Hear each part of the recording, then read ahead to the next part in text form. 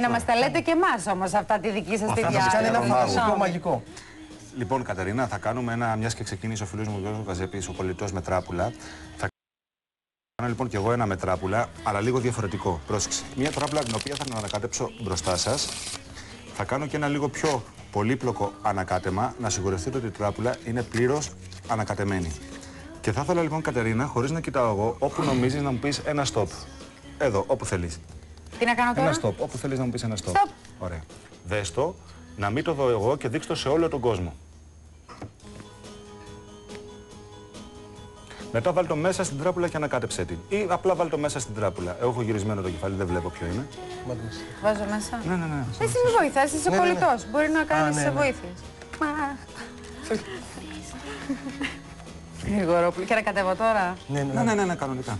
Ωραία. Θυμάσαι, Γιώργο, που ερχόμασταν στον δρόμο, σταματήσαμε στο σιδεράδικο και πήρα ένα σύρμα. Ναι. Πήρα λοιπόν ένα σύρμα, Κατερίνα. Θα ήθελα να το ελέγξεις αν έχει κάτι παράξενο. Νομίζω είναι ένα κανονικό σύρμα. Κανονικό, έτσι. Κανονικό. Δεν είναι κανονικό. Έχει μαγικές ιδιότητες.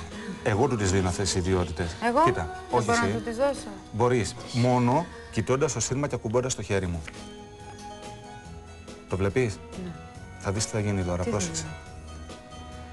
Αυτό το σύρμα έχει μια ιδιότητα σκάνερ. Να σκανάρει και να διαβάζει το φύλλο, περνώντας το πάνω από την τράπουλα.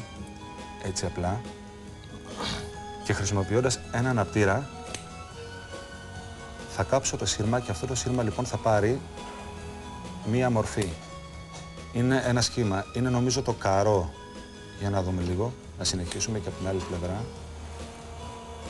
Όλοι έχουμε μείνει έτσι και κοιτάμε. 7 καρό. Νομίζω λοιπόν ότι το φύλλο που διάλεξες ήταν το 7 καρό. Ναι. Το βλέπετε? Αυτό. Ωραίο. Καλό. Ωραία. Εσύ το έκανες αυτό δηλαδή. Εγώ το έκανα. Εσύ.